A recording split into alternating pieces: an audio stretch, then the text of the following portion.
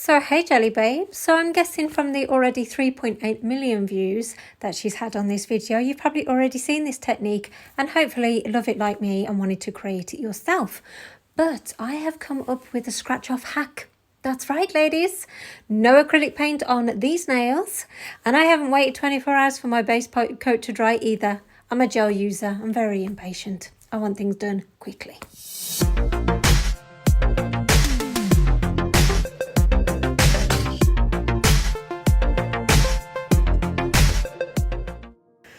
So you want to start off obviously by prepping your nail ready for a gel manicure. Then you're going to need to apply 2 coats of a white polish, gel polish as your base. So make sure that you apply it nice and even.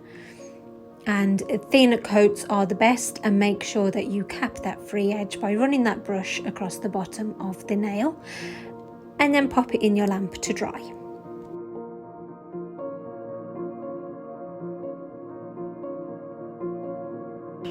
Then you want to go ahead and repeat those steps. So a little tip here, because you're going to be applying powders to the top of these, don't take it right to your cuticle and don't take it right to your sidewall. Leave a little gap so you're going to be able to fully encapsulate it to protect these powders. So these are the powders that I'm using. The Chameleon Glitters.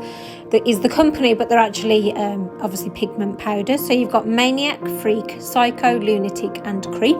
Now Dory isn't a neon polish, although I forgot that and thought that it was, but there you go. So to stick these powders to the nails, I am using She Modern's glue gel. But if you're not a gel user, then you can use this transfer for your glue. Just apply it on your nail and wait for it to dry. It normally takes a minute or so. And that will just simulate the tacky layer that gel polish provides. So I'm just going to apply a nice thin layer of this and pop it in my lamp to dry. Now, because you're going to be adding some powders, I would advise that you apply some liquid latex around your nails. It's just going to help with the cleanup afterwards. So just apply that on your nails and leave it to dry. And then I'm going to be using Natasha Lee, Divine by Natasha Lee's pigment brush number 6 to be applying these pigments. So I'm going to be applying these colours vertically like so. So I'm just going to turn it to the side just to make it a little bit easier. So I'm just going to put a line down here, and then you basically just blow away any excess powder. Then I'm coming in with the pink, which I used way too much of. Obviously you could do all of your nails all in one go, but obviously I'm just showing you how I created the one nail. Make sure you blow off any excess and just sort of pat it down, go over what you've done before to try and blend it as much as possible. But it doesn't matter if it's not, you know, perfectly blended, because a lot of this is going to be covered up anyway. So I'm just adding these colours. I mean, this is just a gorgeous base all on its own. And I really do love working with pigment powders because you can get such great bases for it. So I did the other nails off camera, so I didn't do it exactly the same. I kind of did put the colours in different orders, which I really liked. Now to protect this, I am applying a layer of No Wipe Gel Top Coat.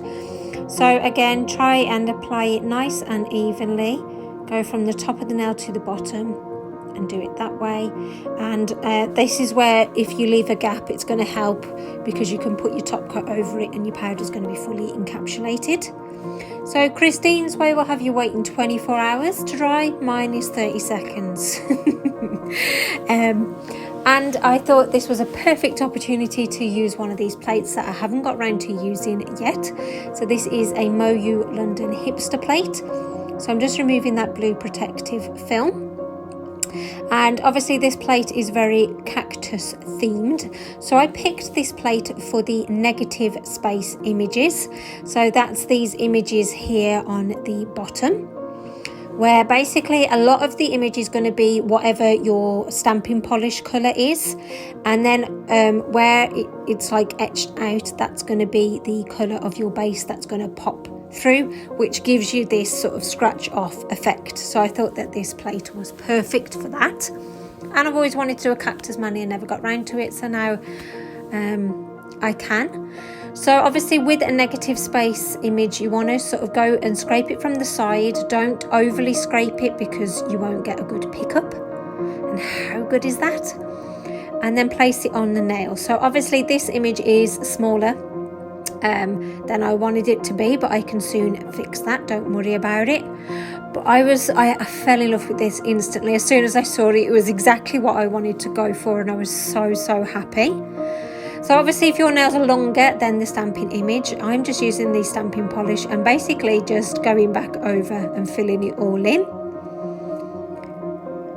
Obviously if you're doing this on your own nails, you would probably maybe want to use a striper brush, just so you don't mess it up too much around the cuticle area.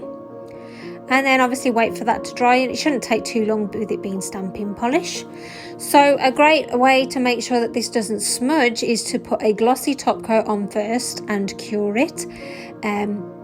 If you're wanting a matte finish, put that glossy top coat on first, else it will smudge and you will be annoyed.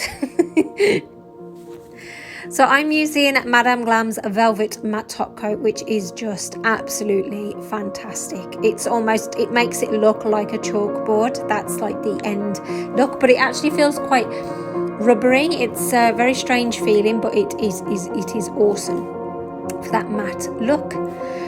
And that is the end look. So I am so happy with these. I was just over the moon with how they turned out. I really hope that you guys like it too. Tag me in your recreations on Instagram at Jellylicious and let me know your thoughts on this scratch off hack. But until next time, Jelly Babes, bye.